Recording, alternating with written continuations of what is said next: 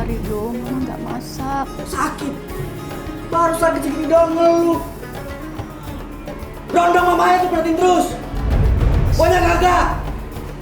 Astagfirullahaladzim dong, kamu ngomong apa dong? Ngomong apa? Emang kenyataannya, ya kan? Itu nggak pernah ngurusin anaknya. Brondong dan brondong. Nah, Astagfirullah dong. Tega kamu sama Mama dong. tega apa sih? Emang kenyataannya begini, Mah. Mama itu nggak pernah ngurusin aku. Brondong mamanya harus pikirin. Hah?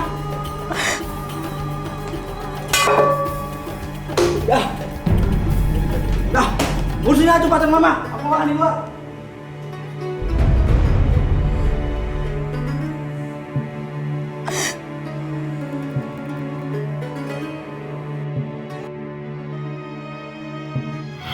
Ibu menginginkan anak yang patuh ya sama ibu, yang sayang sama ibu, begitu ya? Ya. Oke, itu intinya Pak Ustadz. Jadi gini Ibu, kan sikap anak-anak ini juga ada sebabnya. Sikap anak-anak ini juga ada pemicunya. Maka ada baiknya Ibu sekarang melakukan muhasabah. Muhasabah itu adalah Bu, introspeksi. Jadi mengaca diri. Kok hidup saya, nasib saya seperti ini, gitu ya. Jangan-jangan saya yang salah di jalan, salah melangkah. Jadi saya sudah diingetin anak, saya nggak percaya.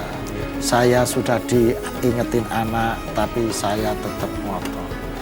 Kalau ibu sekarang berjanji untuk menata diri, untuk berbuat, meninggalkan hal-hal yang tidak baik, maka mungkin anak juga akan bisa kembali. Karena kalau saya lihat anaknya ini kelihatannya punya niat baik ini Mas Farid. Jadi punya niat baik untuk mengingatkan ibunya, untuk supaya ibunya ini juga tidak gampang terperdaya orang lain gitu. Sayang sebenarnya. Sayang sebetulnya anak ibu ini sayang ke ibu. Tapi mungkin ibu yang masih awalnya tergoda, awalnya kehilangan nalar pikiran untuk mengikuti rayuan dan apalah dari orang itu sehingga mengabaikan anak-anak ini. Maka kalau ingin anaknya baik kembali, ingin anaknya peduli pada ibu, ada baiknya ibu merubah sikap.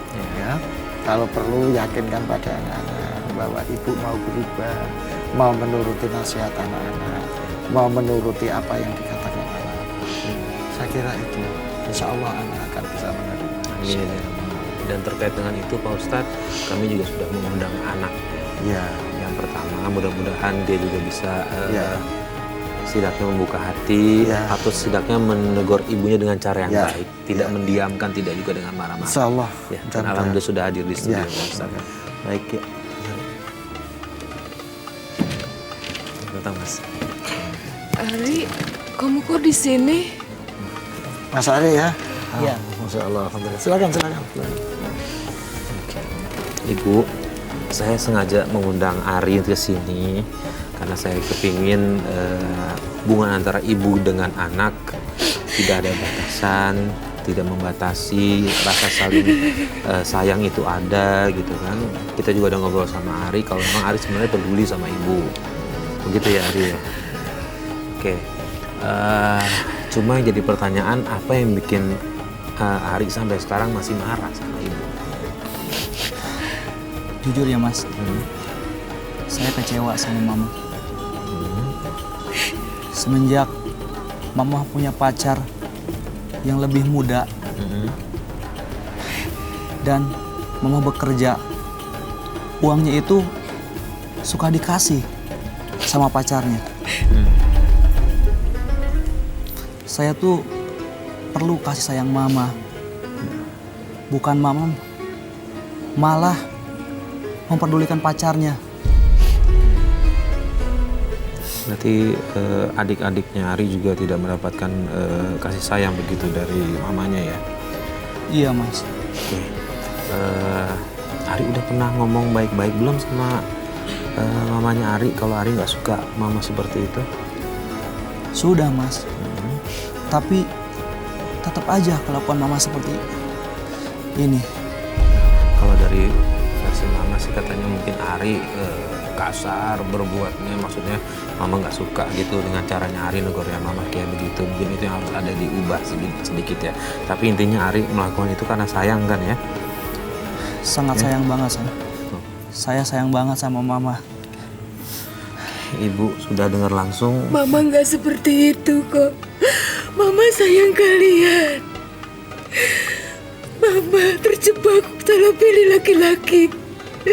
Kalaupun mama nikah lagi, mama juga kepengen ngeliat kita ada yang ngelindungin, nak.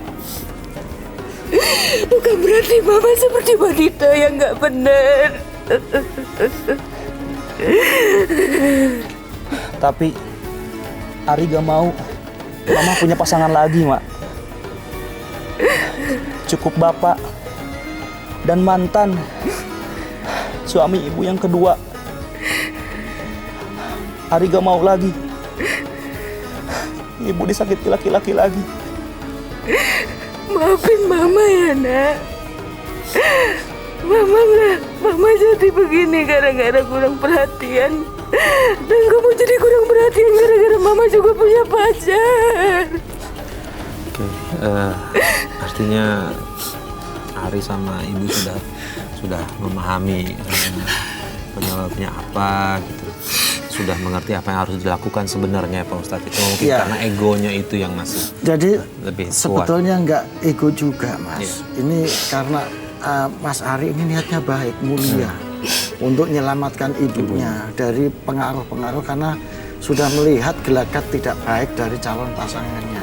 Dia nggak rela ibunya dieksploitasi, nggak rela ibunya disuruh bekerja sampai melupakan tanggung jawab kepada anak-anaknya, gitu.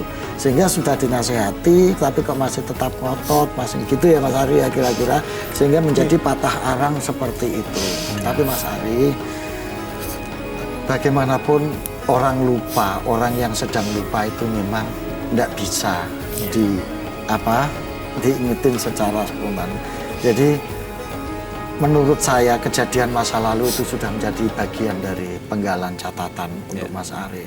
Sekarang kalau ibu sudah mau berubah, kalau ibu sudah mengakui, menyesali dan ingin berubah untuk menata yang terbaik, saya berharap Mas Ari bisa menerima ibu, Mas Ari bisa memahami kondisi ibu. Apalagi kalau melihat sejarahnya Mas Ari ya, ibu sejak kecil ini orang yang tersia-siakan, yang terdolimi, yang ternistakan hidupnya.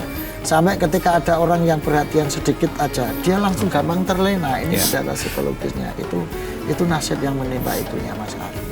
Maka saya berharap mudah-mudahan ke depan Mas Ari dan saudara-saudara dan adik-adiknya bisa menjadi tempat untuk mencurahkan kasih sayang, memperoleh kasih sayang dari ibu. Ya, ibu, sekarang ibu nggak usah cari perhatian yang kemana-mana ya. Cukup perhatiannya ke anak. Kalau ibu butuh kasih sayang, curahkan ke anak. Anak ibu sudah gede-gede, sudah bisa melindungi, sudah bisa memberikan kasih sayang kepada ibu. Ya, jadi supaya ibu tidak salah langkah lagi, tidak salah jalan lagi. Sekarang ibu pulang ke rumah bersama anak-anak, musyawarahkan, rundingkan yang baik, keinginan anak didengar, ya, pikiran-pikiran anak didengar. Kadang bukan berarti anak itu tidak boleh nasihati ibu, Mas Farid, ya. Anak juga boleh nasihati ibu untuk ke jalan yang baik dan jalan yang benar. Jadi Mas Ari sudah benar sikapnya, ya nak ya. Jadi ibu dinasihati, diajak yang benar, gitu. Kalau memang masih belum bisa, ya dipahami boleh. Bisa sementara supaya ini untuk proses pengendapan menuju penyadaran. Tapi setelah ibu sadar, tolong Mas Ari bisa menerima ibu, ya. Ini ibu kasih sayang, semuanya sama-sama menyayangi. Ini sebetulnya, ya. Tapi ada situasi-situasi yang membuat mereka terpisah. Yang kedua, Mas Ari, ajak ibu silaturahmi ke orang-orang saudara, famili yang masih bisa punya hubungan untuk membangun kembali ini. Dan ibu, anak-anak ajak sowan, silaturahmi ke ulama, ke kiai, ya Mas Ari, sebagai kiai minta nasihat. Kalau Mas Ari nggak bisa nasihati ibu, biar ulama kiai yang nasihati, minta tolong, ya, supaya menjadi jalan kebaikan bersama. Terima kasih Pak Ustadz atas semua masukannya.